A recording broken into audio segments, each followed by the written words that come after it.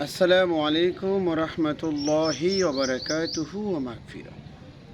সম্মানিত সুদী, শুরু হচ্ছে ধারাবাহিক তাফসির সূরা সফফাতের ৬১ নং আয়াতে কারিমা থেকে। আউযু বিল্লাহি মিনাশ শাইতানির রাজিম। বিসমিল্লাহির রহমানির রহিম। লিমিসলি হাযা ফালইয়ামালিল আমিলুন। এই ধরনের কাজের জন্য পরিশ্রমীদের পরিশ্রম করা উচিত। অর্থাৎ যারা জান্নাতে যেতে চায়, জান্নাতে যাওয়ার জন্য প্রতিযোগিতা করা উচিত।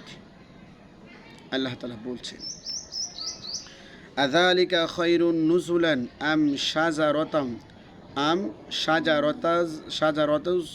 শাজারাতুজ যাকুম। ইহা কি উত্তম আপ্যায়ন না জাকুম গাছ?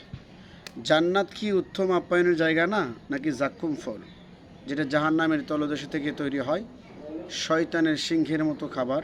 আল্লাহ তাআলা বলছেন, জান্নাতীদের ভোগ বিলাস উত্তম, নাকি জাহান্নামীদের খাদ্য জাক্কুম গাছ উত্তম, যা অতি নিকৃষ্ট হওয়া সত্ত্বেও জাহান্নামবাসীদের খেতে দেয়া হবে।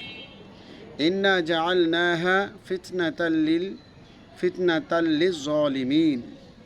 নিশ্চয় আমি জাক্কুম জালিমদের জন্য পরীক্ষার বস্তু নির্বাচন করেছি। জালিমরা বলতো, আগুনের মধ্যে কি করে গাছ তৈরি হবে? আগুন তো গাছকে জ্বালিয়ে দেবে। এটা বিশ্বাস তারা করতো না। ইবনে জুবাইরি কুরাইশ নেতাদেরকে বলেছিল, মুহাম্মদ সাল্লাল্লাহু আলাইহি সাল্লাম আমাদেরকে জাক্কুম গাছ দ্বারা ভয় দেখায়। কাফিরদের ভাষায় জাক্কুম অর্থ খেজুর বীজাণু পানি। তারা খেজুর বিজায়া পানি খাইতো আর বলতো ওই যে জাক্কুম খেয়ে ফেলতেছে, মানে উপহাস করতো, টিটকারি করতো। এরপর আল্লাহ তাআলা বলেন, ইন্নাহা শাজারাতুন তাখরুজু ফি আসলিল জাহিম। নিশ্চয় ইহা একটি গাছ যা জাহান্নামের তলদেশে জন্মে। জাহান্নামের তলদেশ থেকে জন্ম নেবে আর জাহান্নামীরা খাদ্য হিসাবে তা খাবে। তলউহা কাআন্নাহু রুউসুশ শায়াতিন। এবং ইহা গুচ্ছগুলো যেন শয়তানের মাথার মতো, এত ভয়ঙ্কর আর এত খারাপ। ফাইন্নাহুম লাআকিলুনা মিনহা ফামালিউনা মিনহাল বুতুন। এরপর আল্লাহ তাআলা বলছেন, নিশ্চয়ই তারা জাক্কুম হতে খাবে এবং পেট পরিপূর্ণ করবে। যারা জাক্কুম গাছ বিশ্বাস করেনি, উপহাস করেছে। সুম্মা ইন্না লাহুম আলাইহা লাশাওবাম মিন হামিম। অতঃপর নিশ্চয়ই তাদের জন্য থাকবে উহার উপর গরম পানির সংমিশ্রণ, টকবক টকবক করবে পানি। সুম্মা ইন্না মারজিআহুম লা ইলাল জাহিম। অতঃপর নিশ্চয়ই তাদের ফিরে আসার জায়গা হচ্ছে জ্বলন্ত আগুন। পশুদেরকে যেমন পানি পান করানোর জন্য আস্তাবল থেকে পানির কাছে নিয়ে যাওয়া হয় এবং পানি পান করিয়ে আবার আস্তাবলে নিয়ে আসা হয়, ওভাবে জাহান্নামীদেরকে জাহান্নাম হতে বের করে গরম পানির কাছে নিয়ে যাওয়া হবে। পান করানোর পরে আবার আগুনের মধ্যে নিক্ষেপ করা হবে। সুম্মা ইন্না মারজিআহুম লা ইলাল জাহিম। এরপর আল্লাহ তাআলা বলেন, ইন্নাহুম আলফাউ আবাআহুম দাল্লিন। নিশ্চয়ই তারা তাদের পিতৃপুরুষদেরকে পেয়েছিল পথভ্রষ্ট অবস্থায়। যারা পিতৃপুরুষকে পথভ্রষ্ট অবস্থায় পেয়েছে, তাদের জন্য বাবাদেরকে মান্য করা বাধ্য নয়। ফাহুম আলা আসারিহিম ইউহরাউন। তারা তাদের পিছনে ধাবিত হয়েছিল। কালবি বলেন, তারা তাদের পূর্বপুরুষদের আমলের অনুরূপ আমল করছিল। তাদের পূর্বপুরুষরা মূর্তি পূজা করত, তারাও মূর্তি পূজা করছিল। ওয়ালাকাদ যাল্লা ক্বাবলাহুম আকসারুল আউয়ালিন। তাদের আগে পূর্ববর্তী বহু জাতি বিপদগামী হয়েছিল। তাদের আগে পূর্ববর্তী বহু জাতি বিপদগামী হয়েছিল, যেমন নূহ আলাইহিস সালামের জাতি, এরপরে লূত আলাইহিস সালামের জাতি, আদ জাতি, সামুদ জাতি, ফেরাউন সম্প্রদায় ইত্যাদি। ওয়ালাকাদ আরসালনা ফীহিম মুনযিরিন, অবশ্যই আমি তাদের মাঝে ভয় প্রদর্শনকারী পাঠিয়েছিলাম। অর্থাৎ নবী রাসূল পাঠিয়েছিলেন জাহান্নামের ভয় দেখানোর জন্য, জান্নাতের রাস্তা দেখানোর জন্য। ফানজুর কাইফা কানা আকিবাতুল মুনজারিন, সুতরাং আপনি লক্ষ্য করুন যাদেরকে সতর্ক করা হয়েছিল তাদের পরিণাম কীরূপ হয়েছিল। অর্থাৎ কোনো জাতির প্রতি মুজিজা পাঠানো হলে যদি সেই জাতি ঈমান না আনে তবে আল্লাহ তাআলা তাদেরকে ধ্বংস করে দেন। এটাই আল্লাহ তাআলার সুন্নত বা সাধারণ নিয়ম। ইল্লা ইবাদাল্লাহিল মুখলাসিন, তবে যারা আল্লাহর মুখলেস বান্দা তাদের কথা আলাদা বিষয়। আল্লাহ তাআলার মুখলাস এবং মুখলেস বান্দাদের মুক্তি দিয়ে থাকেন। মুখলেস হচ্ছেন নবী রাসূলগণ এবং মুখলেস হচ্ছে তাদের উম্মতগণ। মুখলাস নবী রাসূলগণ আর মুখলেস উম্মতগণ। মুখলাস এবং মুখলেস উভয় দলের বান্দাদেরকে আল্লাহ রাব্বুল আলামিন ক্ষমা করে থাকেন।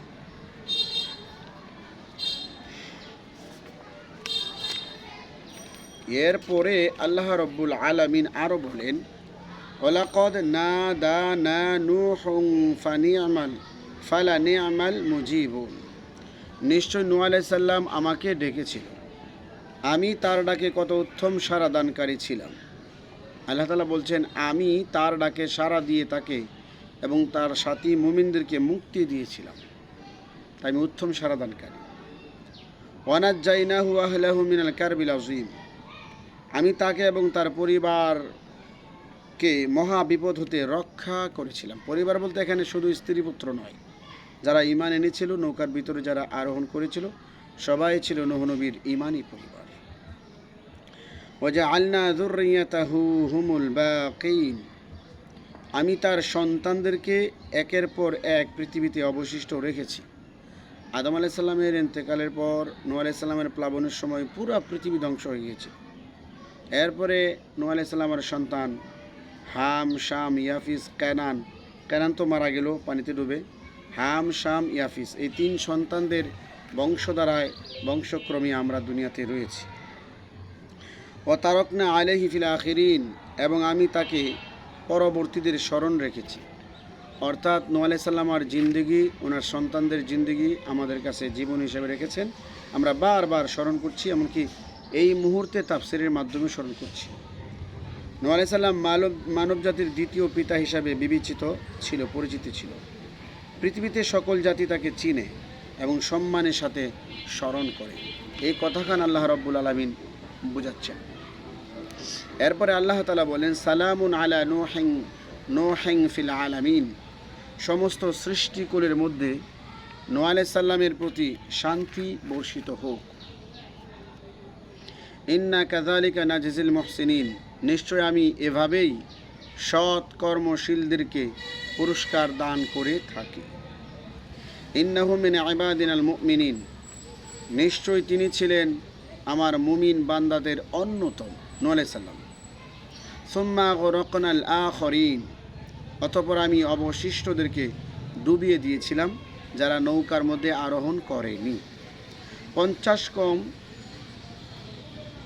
1000 বছর নূহ আলাইহিস সালাম তার জাতিকে ঈমান আনার দাওয়াত দিল, আর তারা ঈমান আনলো না। আল্লাহ তাআলা নূহ আলাইহিস সালামের জাতিকে পানিতে ডুবিয়ে ধ্বংস করে দিয়েছিলেন। ওয়া ইম মিন শিআতিহি লা ইব্রাহিম, এবং নিশ্চয়ই তার সম্প্রদায়ের মধ্য থেকে আবির্ভূত হয়েছিল ইব্রাহিম আলাইহিস সালাতু ওয়াস সালাম।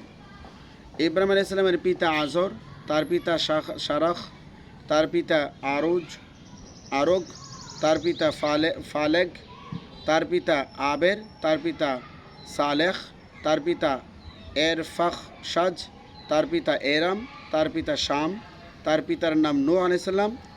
ইব্রাহিম আলাইহিস সালাম নূহ আলাইহিস সালামের 10ম পুরুষ। ইব্রাহিম নবী আর নূহ আলাইহিস সালামের মধ্যে ডিফারেন্স 10 পুরুষ। ইয জাআ রাব্বাহু বিকলবিন সালিম, স্মরণীয় ঘটনা যখন তিনি তার প্রতিপালকের নিকট উপস্থিত হয়েছিলেন পবিত্র মন নিয়ে। কালবে সালিম হচ্ছে ওই আত্মা যার মধ্যে বিন্দুমাত্র শিরিক, কুফর, বিদআত এগুলো থাকে না।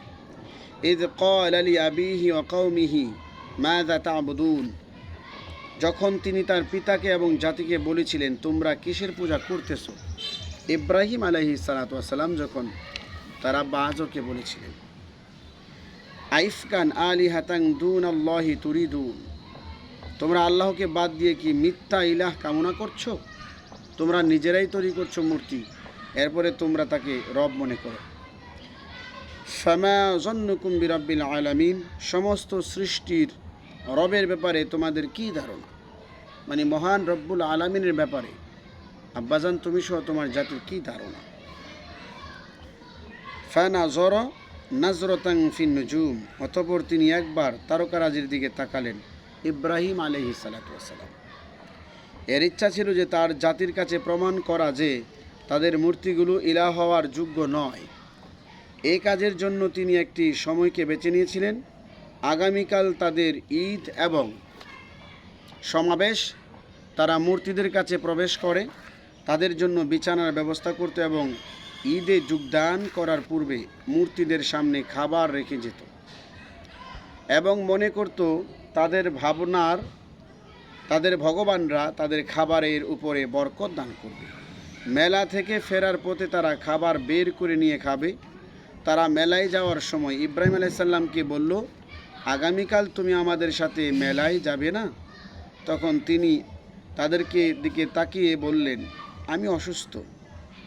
ইবনে আব্বাস রাদিয়াল্লাহু আনহু বলেন, ইব্রাহিম আলাইহিস সালাম তাদেরকে এমন একটি রোগের কথা বলেছিলেন যা তারা ভয় করত। ফাকালা ইন্নী সাকিম, ইব্রাহিম নবী বললেন, অতঃপর বললেন, নিশ্চয় আমি অসুস্থ। আন্তরিকভাবে একজন নবী শিরিক হচ্ছে, কুফর হচ্ছে, জানা হচ্ছে, অসুস্থ থাকবে না কেন? ফাতাওয়াল্লা আনহু মুদবিরিন, অতঃপর তারা তার পিছনে ফেলে রেখে গেল, মানে ইব্রাহিম নবীকে তারা নিল না। ফারাগ ইলা আলিহাতিহিম ফাকালা আলা তাকুলুন, তিনি দ্রুত সতর্কতার সহিত তাদের ইলাহেদের কাছে চলে গেলেন, মূর্তিদের কাছে, এবং বললেন, তোমরা খাচ্ছ না কেন? তোমাদের বান্দারা তোমাদেরকে সুস্বাদু খাবার দিয়েছে। মূর্তিদেরকে বললেন, তোমরা খাচ্ছ না কেন? সুবহানাল্লাহি বিহামদি, তোমাদের সামনে যে খাদ্যগুলি রয়েছে তা তোমরা খাচ্ছ না কেন? এগুলো তো ভালো খাবার, উন্নত খাবার। মা লাকুম লা তানতিকুন, তোমাদের কি হয়েছে, কথা বলো না কেন? ইব্রাহিম নবী বললেন, সুবহানাল্লাহ সুবহানাল্লাহ। ফারাগ আলাইহিম দরবাম বিল ইয়ামিন, অতঃপর তিনি তাদের উপরে সজোরে আঘাত করলেন। অর্থাৎ ইব্রাহিম আলাইহিস সালাতু ওয়াস সালাম তাদেরকে বললেন, তোমরা খাচ্ছ না কেন, তোমরা কথা বলছো না কেন? এরপরে যখন তারা কথা বলে না, খায় না, তখন ইব্রাহিম আলাইহিস সালাম সজোরে আঘাত করতে লাগলেন, মারতে লাগলেন মূর্তিদেরকে। ফাকবালু ইলাইহি ইয়াজিফুন, তখন তার সম্প্রদায়ের লোকেরা তার দিকে দ্রুত ছুটে আসলো। ক্বালা আতা'বুদুনা মা তানহিতুন, তোমরা কি এমন বস্তুর ইবাদত করছো যা তোমরা তোমাদের হাত দ্বারা খোদাই করে তৈরি করেছো? তোমরা এমন বস্তুর ইবাদত করছো যা তোমরা নিজেরাই বানাইছো। মূর্তিগুলো মাটি দিয়ে তৈরি করলেও হাতের তৈরি, পাথর খোদাই করে তৈরি করলেও হাতের তৈরি। তাই ইব্রাহিম আলাইহিস সালাম বললেন, তোমরা হাতে তৈরি করো তার ইবাদত করছো, তোমরা ভাবছো এটা তোমাদের রব। নাউজুবিল্লাহ। আল্লাহু খালাকাকুম ওয়া মা তা'মালুন, এবং আল্লাহ তাআলা তোমাদের সৃষ্টি করেছেন এবং তোমরা যা কিছু বানাও তাও তিনি সৃষ্টি করেছেন। সুবহানাল্লাহ। ক্বালু বুনু লাহু বুনিয়ানান ফাআলকুহু ফিল জাহিম, তারা বলল তার জন্য একটি অগ্নিশালা নির্মাণ করো, অতঃপর তাকে জ্বলন্ত আগুনে ফেলে দাও। তারা যখন ইব্রাহিম নবীর সাথে কথা কাটাকাটি করে পারে না, জব দিতে পারে না, তখন বলেন অগ্নিকুণ্ডি তৈরি করো, ইব্রাহিমকে পুড়িয়ে মারবো। নাউজুবিল্লাহ বলেন। ফারাদু বিহি কাইদান ফাজআলনাহুমুল আসফালিন, তারা ইব্রাহিম আলাইহিস সালামের সাথে ষড়যন্ত্র করতে চেয়েছিল, অতঃপর তাদেরকে আমি অপদস্থ করেছিলাম। আল্লাহ তাআলা বলেন, ইব্রাহিম নবীকে বাঁচিয়ে দিলাম আর তাদেরকে আমি নস্যাৎ করে দিলাম। এরপরে ইব্রাহিম আলাইহিস সালাম এই অগ্নিকুণ্ড থেকে বের হয়ে যাওয়ার পর, এখানে বড় একটা ঘটনা রয়েছে। অগ্নিকুণ্ডে ফেলে দেওয়ার সময় ইব্রাহিম নবী আল্লাহর কাছে নেমাল মাওলা ওয়া নি'মান নাসির এই দোয়া করছিল, আল্লাহ তুমি আমার জন্য যথেষ্ট, তোমার সাহায্য আমার জন্য যথেষ্ট। জিব্রাইল, ইসরাফিল, মিকাইল ফেরেশতারা আসছে সাহায্য করার জন্য। ইব্রাহিম নবী বলে, না, আমি যে আল্লাহর ইবাদত করি তিনি আমাকে দেখছেন, আমাকে শুনছেন। সুবহানাল্লাহি বিহামদিহি। এরপরে ইব্রাহিম আলাইহিস সালাতু ওয়াস সালাম এই কথা বলে চলে গেলেন। অকালা ইন্নী যাহিবুন ইলা রাব্বি সায়াহদিন। অতঃপর তিনি বললেন, নিশ্চয় আমি আমার প্রতিপালকের প্রতি আত্মনিয়োগ করলাম, তিনি আমাকে সৎ পথে পরিচালিত করবেন। এরপরে ইব্রাহিম আলাইহিস সালামের লম্বা ঘটনা, উনি বিবাহ করলেন। রব্বি হাবলি মিনাস সলিহিন 100 নম্বর আয়াত। এরপরে উনি নেক সন্তানের জন্য দোয়া করলেন। আল্লাহ পাক রব্বুল আলামিন আমাদের সকলকে আয়াতগুলো শিক্ষা আমাদের বাস্তব জীবনে বাস্তবায়ন করার তৌফিক দান করুক। পরবর্তীতে আলোচনা করা হবে সূরা সফফাতের 100 নম্বর আয়াতে কারিমা থেকে। আজকের জন্য সমাপ্ত। আসসালামু আলাইকুম রাহমাতুল্লাহ।